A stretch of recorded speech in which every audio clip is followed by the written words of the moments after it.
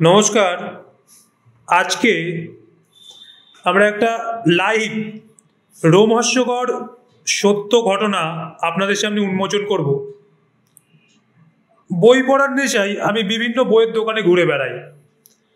হঠাৎ আজকে একটা ম্যাগাজিন আমার চোখে পড়লো। ম্যাগাজিনটার নাম হচ্ছে ন্যাশনাল জিওগ্রাফি। তা ম্যাগাজিনটা রীতিমতো ভালো লাগায় আমি ম্যাগাজিনটা খুলে দেখতে থাকি এবং এই ম্যাগাজিনেরই 110 এবং 11 নম্বর পেজে দেখতে পাই বিশেষ করে আমার পরিচিত স্যার, এবং স্যারের ছবি ম্যাগাজিনে তাকায় আমার কৌতূহল আরও বেড়ে যায়। এবং স্যারকে আজকে আমি জিজ্ঞেস করি যে স্যার, আপনার ছবি ম্যাগাজিনে রয়েছে, কি ব্যাপার, এটা কি ঘটনা ঘটেছিল? তা স্যার আমাকে বললো যে এর একটা সত্য ঘটনা ঘটেছিল, যেটা আমাকে বলা হয়নি, সেটাই আজকে আমি আপনাদের সামনে সত্য ঘটনা উন্মোচন করছি এবং স্যারের মুখ থেকে সরাসরি আমরা শুনে নেব ওই দিন ঠিক কী ঘটনা ঘটেছিল, যার কারণে এত বড় একটা ম্যাগাজিনে আমাদের স্যারের ছবি ছেপেছিল। স্যারের মুখ থেকেই শুনবো, আপনারাও শুনুন। হ্যাঁ ভাই, এবার যে জিনিসটা তোমাকে বলবো আগে সেটা দেখো। এই দেখো বইটা হচ্ছে ন্যাশনাল জিওগ্রাফিক। দেখো, এটার সংখ্যা হচ্ছে 10/2/2020। তো এত বড় একটা ম্যাগাজিনে আমাদের এটা টিম গেম, আমাদের সাফল্যের কথা এই ম্যাগাজিন তুলে ধরেছে। এটা একটা ইন্টারন্যাশনাল ম্যাগাজিন, প্রত্যেকেই নিশ্চয়ই জানেন যে এটা একটা international magazine. America, England, USA সমস্ত জায়গা থেকে এই ম্যাগাজিনটা ছাপা হয়। সেখানে আমাদের ওয়েস্ট বেঙ্গলের একটা প্রত্যন্ত একটা থানার ঘটনা এই ম্যাগাজিনে তুলে ধরা হয়েছে। এই দেখুন ফটোটা, আমি আবার একটু দেখাতে বলছি। দেখুন এই যে ফটোর মুখটা ঢাকা আছে, যে আসামিটা আছে মুখটা ঢাকা আছে। এই কারণেই ঢাকা আছে যে এটা যেহেতু এখনো চলছে, ট্রায়াল এখনো চলছে, যেহেতু ঢাকা আছে। কিন্তু এই ঘটনাটা বিস্ময়কর। প্রসঙ্গত বলা যায় যে এই ঘটনার উপরে একটা বই করার জন্য আমাকে আমার বন্ধুরা রয়েছে, তারা বলেছিল যে এই নারী পাচারের উপর একটা বই করবে, কিন্তু আমি দিইনি। আমি এই বইটা করার জন্য তাদের অনুমতি দিইনি। আমি মাঝখানে দেখলাম যে প্রলয়, আবার প্রলয়, এরকম বহু বই নাকি হয়েছে সুন্দরবনের নারী পাচারের উপর, কিন্তু এসব ফালতু। আমি যেটা বলবো, আমি যে গল্পটা আজ আমি আপনাদের কাছে তুলে ধরবো বা তোমাদের কাছে তুলে ধরবো, সেটা গায়ের লোম খাড়া হয়ে যাবে। অর্জুন সোমের গল্প, ইয়াং স্টার, সুপারস্টার, শুধু স্টার না, আমি বলবো সুপারস্টার অর্জুন সোমের গল্প। আমার চরিত্রের বা আমার গল্পের যে নায়ক, তার নাম হচ্ছে অর্জুন সোমের বয়স 25 বছর, 6 ফুট 3 থেকে 3.5 ইঞ্চি লম্বা, বিশাল লম্বা, ফর্সা, সুদর্শন। সবে প্রফেশনাল পিরিয়ড অতিক্রম করে ও একটা সুন্দরবনে একটা থানায় রয়েছে। সেই থানার ভিতর আবর্তিত হয়েছে একটা বিরাট বড় একটা পাচার চক্র, বাচ্চাদের পাচার চক্র, মহিলাদের পাচার চক্র। সেই পাচার চক্রকে কিভাবে ও আনার্থিং করেছিল এবং কিভাবে দিল্লি থেকে, সোজা দিল্লি, নট বেঙ্গল, দিল্লি থেকে একদম যাকে বলে রেড লাইট এলাকা থেকে ও আসামি সঙ্গে যে নাবালিকা ছিল তাকে উদ্ধার করেছিল। গায়ে কাঁটা দেয়। একটা মাত্র 25 বছরের ছেলে, যার সত্যিকারের এখনো পর্যন্ত চোখ খোলেনি, সে কিভাবে শুধু উৎসাহ, আমার গাইডেন্স এবং আমাদের যারা সুপিরিয়র অফিসার আছে, পুলিশ যারা আছে, তাদের উৎসাহে অত বড় কোটি কোটি টাকার যাদের টার্ন আউট আছে, সেই রকম কিং পিনদের সঙ্গে লড়াই করে কি করে নিয়ে এসেছিল, এটা রীতিমতো আমার মনে হয় যে কোনো হিন্দি সিনেমাকে ফেল করে দেবে। যদি ঠিক মতন করে এইটা চলচ্চিত্রায়ন করা হয়, হিন্দি সিনেমার যে কোনো সুপার হিট সিনেমাকে একদম ধুইয়ে দেবে, এটা আমার মনে হয়েছে। তো সেই গল্পটাই বলবো। সেই গল্পটা তোমাদের জন্যই আমি এই মুহূর্তে সেই গল্পটা নিয়ে আমি বসে আছি বলবো বলে। ঘটনাটা হচ্ছে সন্ধ্যাবেলা একটা গ্রামীণ থানাটার নাম আমি এখানে উল্লেখ করবো না, একটা গ্রামীণ থানায় এক মহিলা গত 3 দিন ধরে ঘুরে ঘুরে বেড়াচ্ছে, কাঁদছে যে আমার মেয়েটা চলে গেছে, একটু যদি কোনো রকম কিছু হেল্প করে, পুলিশ যদি একটু হেল্প করে। কিন্তু পুলিশ কে কার কথা শোনে? সময় ব্যস্ত থানা, চারিদিকে বোম পড়ছে, লড়াই হচ্ছে, মারপিট হচ্ছে, এ তো সব রয়েছে। তারপরে ও নাকি যার কথা বলছে সে নাকি ওখানকার প্রধানের ছেলে। তাই ওই বুঝতেই পারছেন যে ওরকম কেস কে নেবে বা কে এটা নিয়ে মাথা ঘামাবে। এমন সময় হঠাৎ যে অফিসার ইনচার্জ রয়েছেন তিনি হঠাৎ বললেন যে দেখো তো বাইরে একটা মহিলা কখন থেকে কেঁদে যাচ্ছে, কি আছে, কি প্রবলেম আছে? তখন ইয়ে ছিল, যে দফা ছিল, দফা মানে সেন্ট্রি যাকে বলে, সে বলছে যে স্যার আমার এই মহিলাটা দেখে ফেলেছে, এ তো ঝামেলা হয়ে গেল, আবার কি হবে? দিয়ে স্যার দেখে ফেলেছে ইন্সপেক্টর সাহেব। ইন্সপেক্টর সাহেব বলে যে নিয়ে আসো। তো আমি এই ইন্সপেক্টর সাহেবের উৎসাহী সমস্ত ব্যাপারটা ঘটেছে। এই ইন্সপেক্টর সাহেবের একটা নাম অবশ্যই দেওয়া উচিত, ধরে নিলে আমারই নাম শিবেন্দু। তো ইন্সপেক্টর আমি ছিলাম সেখানে। তাই বললাম যে কি ব্যাপার, আপনার কি প্রবলেম? তো মেয়েটা তো একদম মানে মহিলা একদম কাঁদতে লাগলো, বললো স্যার আমার মেয়ে গত 3 দিন ধরে পাওয়া যাচ্ছে না। আমি বললাম যে কি নাম, মেয়ের কি নাম আছে? মেয়েটার নাম জাসমিন, ওর বয়স হচ্ছে 17 বছর 3 মাস, ওকে পাওয়া যাচ্ছে না। তো আপনারা নিশ্চয়ই জানেন 18 বছর হয়ে গেলে হয়তো আমাদের মাথায় কোনো ব্যাপার থাকে না, 18 বছর হয়ে গেছে, সাবালিকা হয়ে গেছে, সেই নিয়ে আমাদের কোনো মাথা ব্যথা নেই। কিন্তু যেহেতু 17 বছর 3 মাস, সঙ্গে সঙ্গে আমি ডিউটি অফিসার যে ছিল তাকে ডাকলাম। ওই যে ইমিডিয়েট কেস স্টার্ট করো, কেস স্টার্ট করে নিয়ে আসো আমার কাছে। ও তো কেস স্টার্ট করলো, যেহেতু 17 বছর 3 মাস, কেস স্টার্ট করে আমার কাছে নিয়ে আসলো। আমি ওই মহিলাকে আশ্বাস দিলাম যে আপনার মেয়েকে আমি উদ্ধার করে দেব, আপনাকে কোনো চিন্তা করতে হবে না। তারপর আমি আমার যে অফিসার রয়েছে তার মধ্যে সেরা অফিসার আগেই বলেছি অর্জুন সোম, অর্জুনকে বাইরে ছিল, ফোন করলাম, অর্জুন তুমি চলে এসো, একটা ইনভেস্টিগেশনের ব্যাপার আছে, ইমিডিয়েট চলে এসো। ও বাইরে একটা রেড করছিল, একটা মদের রেড করছিল। তো ও সঙ্গে সঙ্গে বিটুইন 10 to 12 মিনিটের মধ্যেই চলে আসলো। এসে বললো স্যার বলুন কি প্রবলেম, কি করতে হবে? তো অর্জুনের ব্যাপারে কিছু বলতে হলে এটা অবশ্যই বলা উচিত যে অর্জুনকে কোনো কিছু যদি বলা হয় ওর সব উত্তর হ্যাঁতে হয়, সব উত্তর হ্যাঁ স্যার হয়ে যাবে, আপনি চিন্তা করবেন আমি আসি। এই জিনিসটা হচ্ছে ওর কোয়ালিটি। যে কোনো লোকের কিছু একটা কোয়ালিটি থাকে, তো ওর এটাই হচ্ছে কোয়ালিটি। কোনো কাজের না হবে না, কোনো ওই ক্রিমিনালটা আছে চলো অ্যাটাক করবে, উপরে তুলে নিয়ে আসবে, হ্যাঁ স্যার হয়ে যাবে। অন্য কাউকে বলতে স্যার যাবো, এখন রাত্রি 12টা বাজে, আমি খাইনি, অনেক রকম বাহানা। কিন্তু ওর কোনো ব্যাপার না, রাত্রি 12টা 1টা 2টো, স্যার পুলিশে যখন নেমেছি, পুলিশে যখন জয়েন করেছি, পুলিশে যখন আছি, এই নাতে কোনো কথার উত্তর হবে, সবকিছু হ্যাঁতে হবে।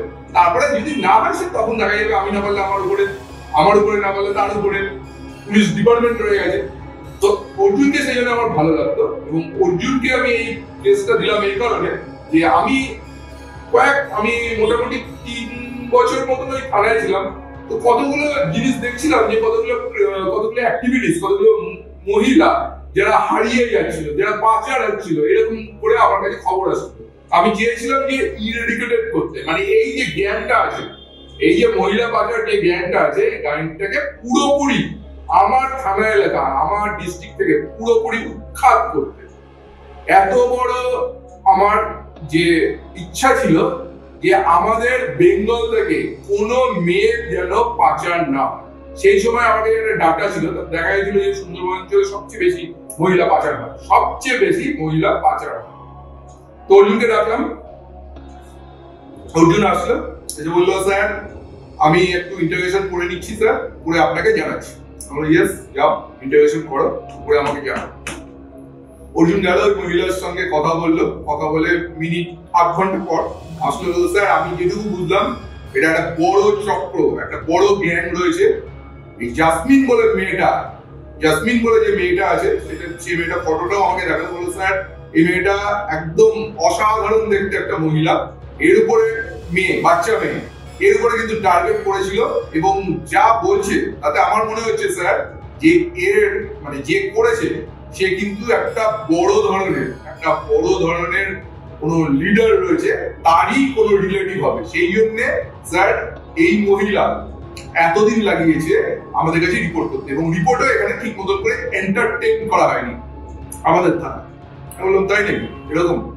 বললো একদম স্যার, এফআইআরটা স্যার স্টার্ট করে দিয়েছি, এফআইআর স্টার্ট করা হয়ে গেছে। আমি স্যার বেরিয়ে যাচ্ছি, আমি দেখে নিচ্ছি। আজকে থেকেই স্যার আমি এই কেসটার পিছনে পড়ে গেলাম। আমি তখন আমার যে মেজবাবু আছে তাকে বললাম যে দেখুন এখন অর্জুনকে কোনো রকম কোনো কেসও দেবেন না, কোনো দায়িত্ব দেবেন না, ও একটা খুব ইম্পর্টেন্ট কেসে এখন এনগেজ থাকবে। আমি আমার যে এসডিপিও সাহেব ছিলাম তাকে বললাম যে স্যার এরকম একটা ব্যাপার হয়েছে, একটা কেস আছে, এই কেসটা একটা আমার যেটা মনে হচ্ছে যে একটা ইন্টারন্যাশনাল ক্রিমিনাল গ্যাং অপারেট করছে এখানে, তাদের এগেনস্টে আমাদের যেটুকু শক্তি আছে স্যার আমরা সেই দিয়ে আমরা এই কেসটাকে স্যার আনারশন করবো। এসডিপিও সাহেব ওকে তুমি করো। আর অর্জুনকে আমি বললাম যে স্যার আমি আয়োজনে অর্জুনকে বেছে নিয়েছি। ঠিক আছে, একদম perfect choice, Arjun is the best. তো যথারীতি কথা হয়ে গেল, একটু এসপি সাহেবকেও জানিয়ে দিলাম স্যার এরকম এরকম ব্যাপার আছে, যদি সেরকম হয় স্যার আমরা অর্জুনকে আমরা বিভিন্ন জায়গায় যেতে হতে পারে, স্যার একটু যদি সেরকম ভাবে যদি একটু অর্ডার করে দেন তাহলে খুব সুবিধা হয়। বড় রাজি হয়ে গেল।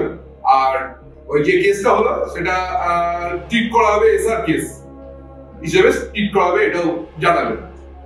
তারপর যথারীতি পরের দিন দুপুর 2টোর সময় হঠাৎ অর্জুন চলে আসলো, স্যার আমি মেয়েটার লাস্ট যে জায়গা থেকে বেরিয়ে গেছে সেই জায়গায় গিয়েছিলাম এবং স্যার আমি যেটুকু বুঝতে পারলাম স্যার মেয়েটা হসপিটালে গিয়েছিল, মেয়েটা সেই দিন হসপিটালে গিয়েছিল কোনো হয়তো একটা কোনো প্রবলেম হওয়ার জন্য হসপিটালে এই যে পাচারকারীর যে জ্ঞানটা আছে সেই জ্ঞানটা ছিল এবং মেয়েটাকে ভুলিয়ে ওখানে একটা দোকান রয়েছে, সেই দোকানে কোনো কোল্ড ড্রিঙ্কস খাইয়েছিল, ফলে সে একদম সেন্স মানে তার সেন্সটা ঠিক মতো ছিল না, সেই অবস্থায় তুলে নিয়ে ওকে চলে যায়।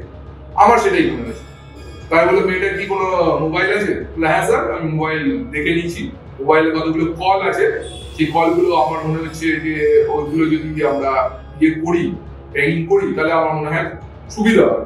তাহলে ওকে তুমি চেষ্টা করো, যেভাবেই হোক মেয়েটাকে উদ্ধার করতে হবে।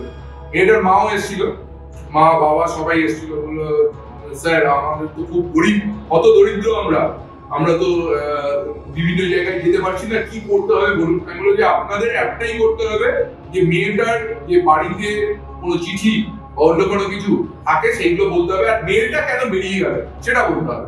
তখন মেয়েটার মা বললো যে মেয়েটা পড়াশোনায় খুব ভালো ছিল, কিন্তু ক্লাস 9-এ ওঠার পর ওর পড়াশোনার একদমই ইচ্ছা ছিল না, ফলে আমি একটু বকা দিয়েছিলাম, তারপরেই এই ঘটনাটা ঘটছে।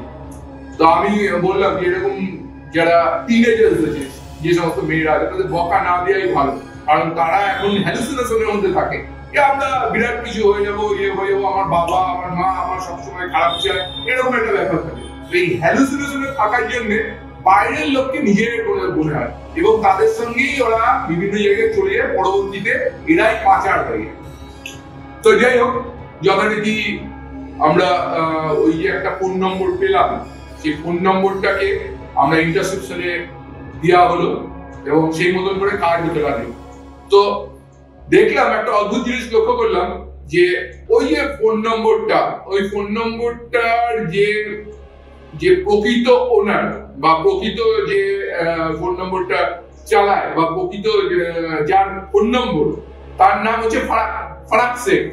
এই ফারাক হচ্ছে ওখানকার একজন নেতা, তারই ছেলে ফারাক। এবং সে দেখলাম ট্র্যাকিং করে যেটা দেখা গেল সে দিল্লিতে গিয়ে আবার দিল্লি থেকে ফিরে এসেছে, এর মধ্যে 7 দিন হয়ে গেছে। দিল্লিতে গিয়ে দিল্লি থেকে ফিরে এসছে, এখন বকখালির ওইদিকে আমাদের থানা থেকে একটু দূরে বকখালির ওইদিকে ও কোনো একটা হোটেলে আছে। যথারীতি আমি টিম রেডি করলাম এবং যেটুকু শোনা গেল যে ও কিন্তু 2-1 দিনের মধ্যে বাড়িতে ফিরবে। তো যেরকম কথা সেরকম ভাবে আমার টিম রেডি হলো। সেদিন পরিষ্কার মনে আছে ওই রেডে আমিও পার্টিসিপেট করেছিলাম। তো ওই রেডে পার্টিসিপেট করতে আমি যে জিনিসটা আমার কাছে মনে হয়েছিল যে অর্জুন ঠিকই আছে, অর্জুন ভালো ছেলে, কিন্তু আমার মনে হয় একটা সিনিয়র অফিসারের গাইডেন্স থাকা দরকার, সেই জন্য আমি ওই রেডে পার্টিসিপেট করেছিলাম।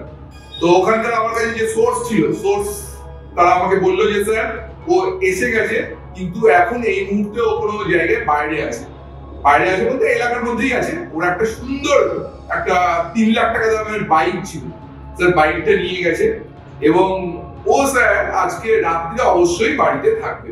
বাড়িটা হচ্ছে 3 তলা, পুরোটা ঘেরা, ঘরে মানে কুকুরও রয়েছে। তো ও স্যার আজকে রাত্রে যদি অ্যাটাক করে দিয়ে যায় তাহলে ওকে আমরা তুলে নিতে পারবো। আমি বললাম ইটস ওকে, তাই হবে, আজকে রাত্রি অ্যাটাক হবে। আমরা 8টার মধ্যে আমার সঙ্গে লেডি, তারপর অনেকগুলো সাব ইন্সপেক্টর, এএসআই ও কনস্টেবল নিয়ে ও বাড়িটাকে আমরা ঘিরে থাকলাম।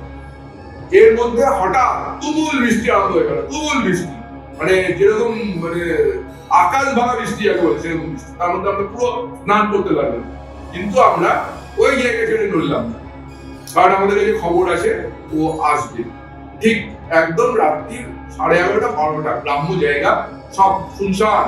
হঠাৎ একটা আলো, হঠাৎ একটা মোটরসাইকেলের আলো আসলো, এবং যেটা ভেবেছিলাম সেরকম খারাপ, মানে যে ক্রিমিনাল যাকে আমরা অ্যান্টিসিপেশন করেছিলাম, যাকে আমরা দৌড়বো বলেছিলাম, ফারাক মোটরসাইকেল চেপে আসছে, সুবলিষ্ঠ চেহারা।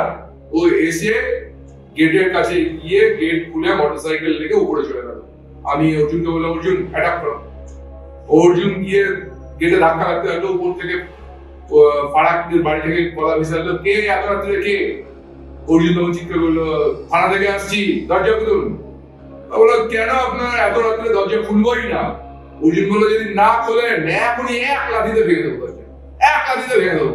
সময় দিলাম 5 মিনিট, তো 5 মিনিট সময় লাগলো না, 3 মিনিটের পরে দরজায় ধাক্কা লাগতে পারলো, লাঠি মারতে পারলো অর্জুন। আমি বললাম যে ভাই এত উত্তেজিত হয়ে গেল। না স্যার এত ছাড়াই যাবে না, ক্রিমিনালকে ছাড়বো নাকি? থানা থেকে এসছি, হিম্মত আছে কি করে যে আজকে দরজা বন্ধ করে রাখে?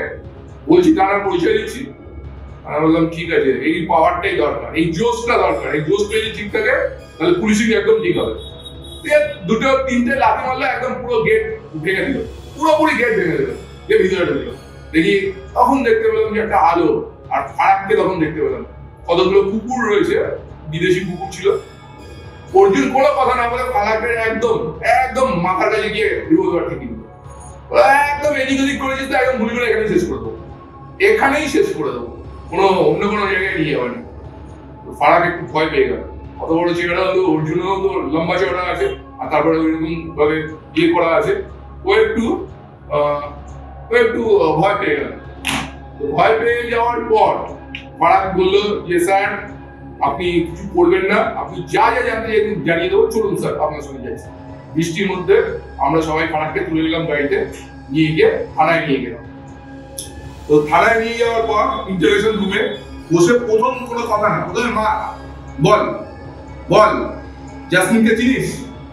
বলে না স্যার জাসমিন আবার কে, আমি তো ফুল ছাড়া কিছু চিনি না, জাসমিন কেউ চিনি না। ও তাই নাকি, তুই কোথায় ছিলি এতদিন? স্যার দিল্লি গেছিলাম একটু কাজের। কি কাজ?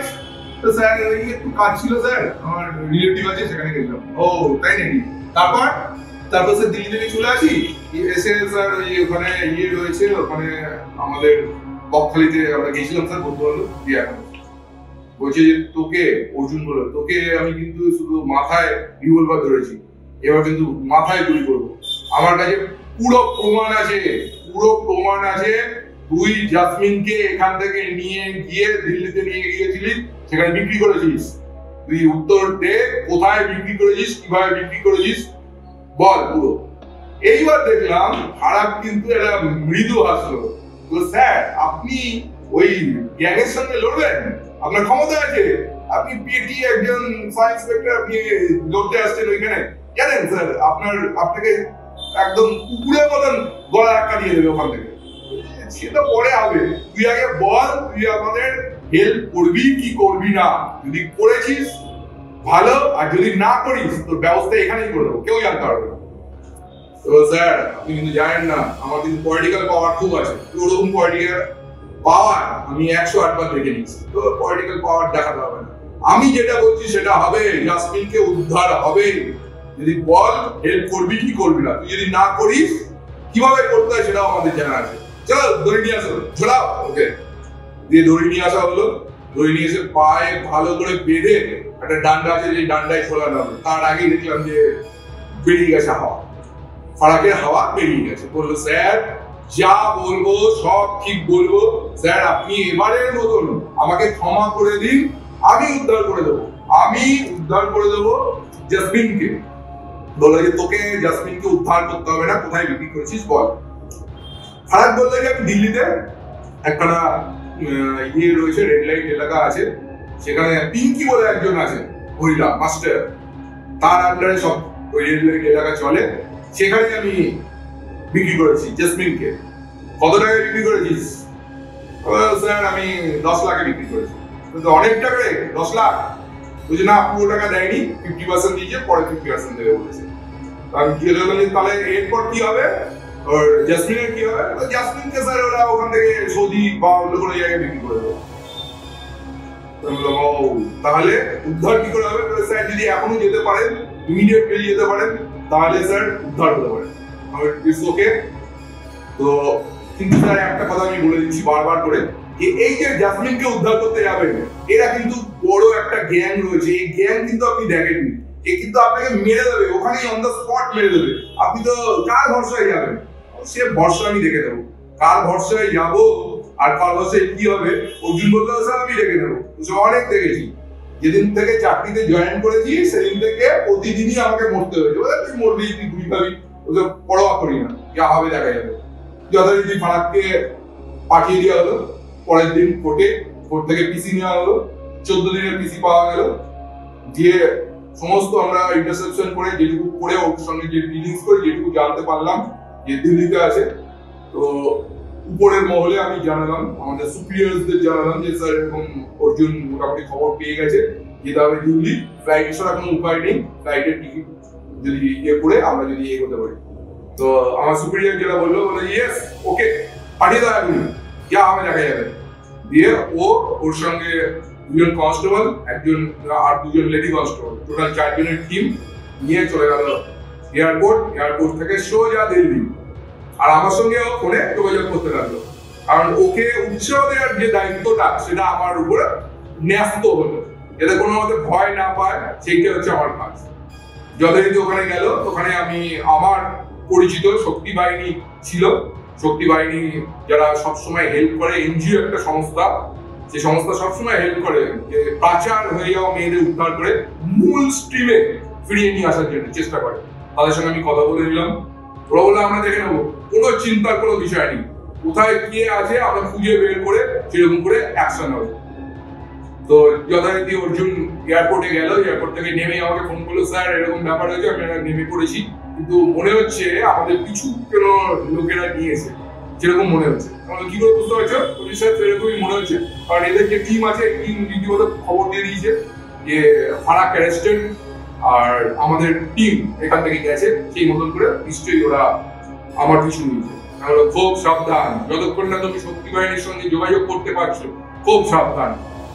তো যথারীতি ওরা একটা গাড়ি, ওরা একটা ট্যাক্সি ভাড়া করে নিয়ে গেল, এবং কিছুক্ষণ পর এই 1 ঘন্টার মধ্যে স্যার আমাদের পিছনে একটা গাড়ি এসে আমাদের গাড়িটাকে পুরোপুরি ধাক্কা মেরেছে, এবং আমাদের গাড়িটাকে পুরো অ্যাক্সিডেন্ট করে আমাদের মেরে ফেলাই ওর উদ্দেশ্য ছিল। আমরা শিওর এবং নিশ্চিত যে আমরা যে পৌঁছে গেছি এটা ওদের কাছে খবর চলে এসছে, সেই জন্য আমাদের ভয় দেখানোর জন্য বা আমাদের মেরে ফেলানোর জন্য আমাদের এই গাড়িটা অ্যাক্সিডেন্ট করেছে। ওকে, তুমি খুব ঠান্ডা মাথায় কাজ করো, শক্তি বাহিনীর সঙ্গে আমি কথা বলে নিয়েছি, শক্তি বাহিনীর সঙ্গে দেখা করে নেবে, ওখানে রয়েছে শক্তি বাহিনীর লোকেরা রয়েছে যারা তোমাকে হেল্প করবে। তো তার আগে তুমি লোকাল থানায় চলে যাও, লোকাল থানা থেকে রিকুইজিশন দাও, রিকুইজিশন দিয়ে তারপরে অ্যাকশনটা করবে, তার আগে কিন্তু করবে না। তো আমার কথা মতন সোজা অর্জুন চলে গেল লোকাল থানায়, দিল্লির লোকাল থানায় চলে গেল, ওখানে গিয়ে রিকুইজিশন দিল যে আমাকে অ্যাসিস্ট করা হোক। কিন্তু ওরা একটা অদ্ভুত বিষয়, ওরা কিন্তু খুব গরিবেশি করতে লাগলো, এটা অর্জুনের কাছে খুব অস্বাভাবিক ঠেকেছিল। আমাকে ফোন করলো, স্যার এরকম ব্যাপার হচ্ছে স্যার, আমরা কখন গেছি, আমাদের বসিয়ে রেখেছে, আমাদের কোনো রকম ভাবে এন্টারটেইন করছে না, বরঞ্চ ওখানে যে যাচ্ছি সেটা আমাদের ডিসার্টেড করার চেষ্টা করছে, সেটা আমরা না যাই এরকম ইয়ে করছে। আমরা ওইসব কোনো কথাই শুনবে না, যদি সেরকম হয় আমি এসএইচও, ওখানকার যে এসএইচও আছে তার সঙ্গে কথা বলে নিচ্ছি। যথারীতি আমি ফোন করলাম এসএইচওকে, বললাম যে আপনি কি অ্যাসিস্ট করবেন নাকি আরো উপর মহলে যেতে হবে আমাকে?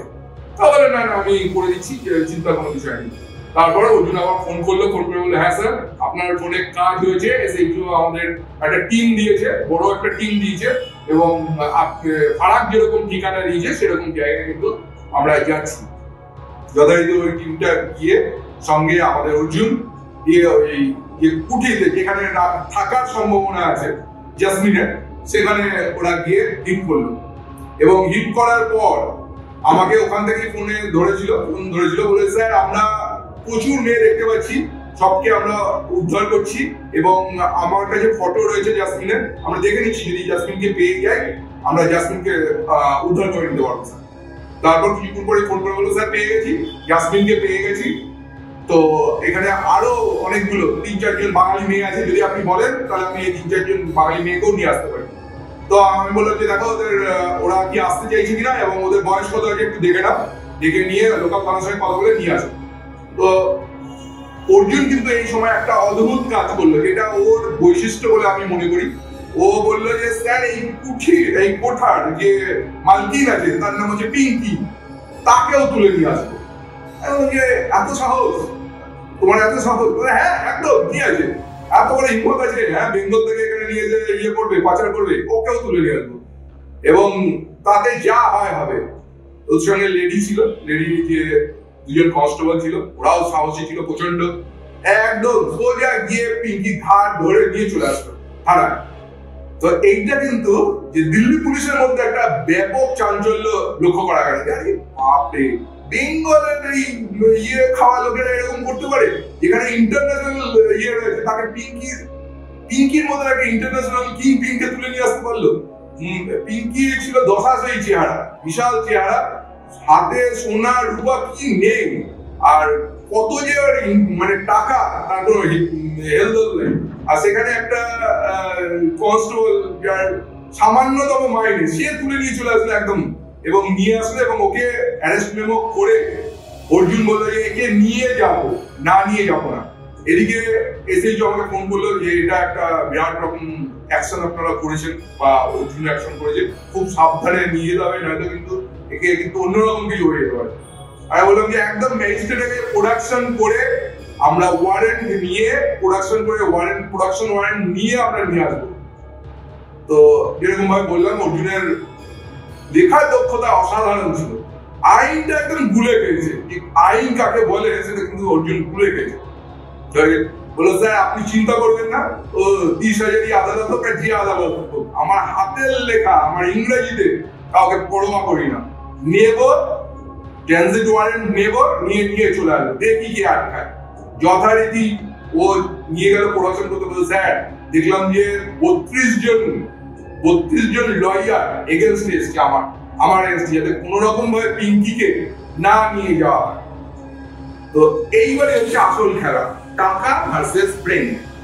তো দেখলাম যে সত্যি হ্যাটস অফ, ও কিন্তু সত্যিকারে একদম পিঙ্কিকে নিয়ে চলে আসলো। পিঙ্কিকে ট্রানজিট রিমান্ড নিয়ে প্লেনে উঠলো, বলে স্যার কমপ্লিট হয়ে গেছে, পিঙ্কিকে তুলে নিয়ে আসছি। একদম ওখান থেকে নিয়ে আসছি আমার থানায়, দিয়ে যথারীতি ও পিঙ্কিকে তুলে নিয়ে আসলো, নিয়ে এসে ট্রানজিট রিমান্ড নিয়ে থানায় চলে আসলো। আসার পর ডায়মন্ড হারবার কোর্টে প্রোডাকশন করে আবার ওকে পিসি নেওয়া হলো। এবার 14 দিনের পিসি নেওয়ার পর ফারাক আর পিঙ্কিকে সামনাসামনি বসিয়ে ইন্টারোগেশন করা হলো। ফারাক এবং পিঙ্কিকে সামনাসামনি বসিয়ে ইন্টারোগেশন করা হলো। ইতিমধ্যে সমস্ত দুনিয়ার কাগজ এই অ্যাচিভমেন্ট দেখে, বেঙ্গল পুলিশের এই অ্যাচিভমেন্ট দেখে পুরো থানা ঘেরাও হয়ে গেল, যে থানাতে হাজির সব। এই অদ্ভুত বিষয়, কি করে হলো, কি করে সম্ভব? একটা 25 বছরের ছেলে, একটা প্রফেশনাল সায়েন্স ইন্সপেক্টর, সে তুলে নিয়ে চলে আসলো, তাহলে এতদিন কি করছিল, কেউ আনতে পারলো না কেন? এইবারই হচ্ছে আসল খেলা। সমস্ত আকর্ষণ গিয়ে পড়লো যে যেন তেন প্রকারেণ পিঙ্কিকে বের করতে হবে। এই সময় দেবদূতের মতন, একদম জাস্ট লাইক এ দেবদূতের মতন একজন উকিলের আবির্ভাব হলো। আমি নামটা এখানে বলছি না, উনি হচ্ছেন পিপি। উনি আবির্ভাব হলেন আমাদের এই যে টিম গেমে এসে হাজির হলেন, এবং উনি আমাদের বললেন যে এই যে অ্যাচিভমেন্ট আপনাদের যে অ্যাচিভমেন্ট, এই অ্যাচিভমেন্টকে আমি একদম আমি এই অ্যাচিভমেন্টকে নিয়েও শেষ পর্যায়ে, এবং পিঙ্কি এবং ফারাকে যাতে দৃষ্টান্তমূলক শাস্তি হয়, আমি আবার উল্লেখ করছি, দৃষ্টান্তমূলক শাস্তি হয়, তার ব্যবস্থা করবো। দেখি কার কতটা হিম্মত আছে। তাই বললাম যে স্যার আপনি পারবেন আমাদের কি মানে এরকম ইয়ে করবো? আপনি চিন্তা করছেন না, আমি আছি, পড়াশোনা এমনি করেছিলেন। বাবা যে আমাকে পড়াশোনাটা এমনি শিখিয়েছে, যদি এই জায়গায় যদি আমরা প্রতিহত না করতে পারি তাহলে এরকম কিন্তু চলতেই থাকবে। এটা যদি আমরা দৃষ্টান্তমূলক একটা শাস্তি দিতে পারি তাহলে দেখবো যে কার কত ধানে কত চাল। তো সেরকম ভাবে পিপি সাহেব একদম নিজে কোর্টে হাজির হয়ে গেলেন এবং বললেন যে এই কেস আমি এসপির সঙ্গে কথা বলে নিয়ে উনি বললেন যে এই কেস আমি লড়ব। ইতিমধ্যে একটা কিন্তু ঘটনা ঘটে গেল, যে ঘটনাটা সত্যি কাটা দেয়। যথারীতি পিপি সাহেব উনি হাওড়ায় থাকতেন, তো উনি যথারীতি যখন কোর্ট থেকে বেরোচ্ছেন, কোর্ট থেকে বেরোচ্ছেন, বাড়ি যাচ্ছেন, সেই সময় উনি অ্যাটাক হয়ে গেলেন। 9টা সাড়ে 9টা রাত্রি হবে, উনি অ্যাটাক হয়ে গেলেন। একটা গাড়ি এসে ওনার গাড়িকেও ধাক্কা মারলো এবং যেটা বিষয় হলো, যেটা ভয়ঙ্কর বিষয় হলো, ওনার গাড়িতে কিন্তু গুলি চললো। আমরা খবর সঙ্গে সঙ্গে পেয়ে গেলাম, আমার টিম সঙ্গে সঙ্গে পৌঁছে গেল, ওনাকে রিলিভ করলাম এবং বললাম স্যার আপনি কিন্তু এখন যা পরিস্থিতি আছে আপনি কিন্তু স্যার উইদাউট ইনফরমেশনে কোথাও যাবেন না, আপনাকে আমি নিয়ে আসবো, আপনাকে আমি ছেড়ে দিয়ে আসবো। তো উনি বললেন যে থ্যাংক ইউ আপনি আমার জন্য এটা করলেন, খুব ভালো লাগলো। আর আমাকে যখন এরকম অ্যাটাক করেছে আমিও এটা ছাড়বো না, দেখি কতদূর কি হয়। তো যথারীতি কেস চলতে লাগলো। কেস চলতে ওখান থেকে ওরা বেল পেল না, বেল রিজেক্ট হলো। তারপর ওরা গেল হচ্ছে হাইকোর্টে বেল রিজেক্ট হলো। এত সুন্দরভাবে পিপি সাহেব উনি লড়লেন যে হাইকোর্টে ওদের একদম সাজা হলো, প্রত্যেকের 10 বছরের সাজা হলো। এবং এই যে হাইকোর্টে উনি লড়লেন, একটা দৃষ্টান্তমূলক উদাহরণ উনি রাখলেন যে ব্রেনের সঙ্গে ওখানে প্রচুর অর্থ দিয়ে চেষ্টা করা হয়েছিল যাতে বাই করা যায়, যাতে কেনা যায়, কিন্তু উনি কিন্তু সেই সমস্ত কোন রকম ভাবে কোনো অর্থও নিলেন না বা কোন রকম ভাবে উনি বিক্রি হলেন না। এবং ফারাক এবং সঙ্গে যে পিঙ্কি, এই দুজনের উনি একদম পরিষ্কার ভাবে উনাদের এগেইনস্টে লেগে থেকে একদম পানিশমেন্ট করালেন। এইটা একটা বড় অ্যাচিভমেন্ট। তো এই যে পুরো ব্যাপারটা, এই ব্যাপারটা একটা হিন্দি সিনেমার মানে চূড়ান্ত হিট হিন্দি সিনেমার মতনই একটা সিনেমা।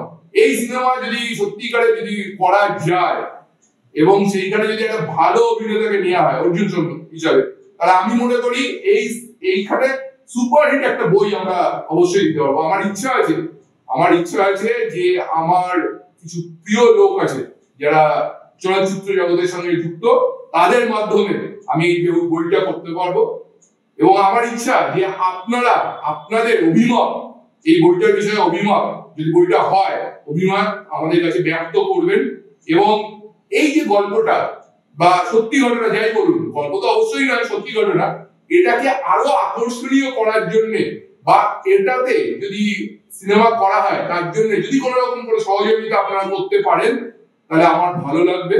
এবং এটা আমাদের মোটিভেশন, আমাদের পুলিশ সার্ভিসের যে মোটিভেশন, সেটাকে অবশ্যই ইনক্রিজ করবে এবং পাবলিককেও ইনক্রিজ করবে, যে পাবলিকও বুঝবে যে আমরা কিরকম চাপের মধ্যে কাজ করি, কিরকম ভাবে আমরা একটা বড় করতে পারি। তো আমার অভিজ্ঞতা এখানেই শেষ হলো। নমস্কার, ভালো থাকবেন, আমাদের চ্যানেলটা সাবস্ক্রাইব করবেন।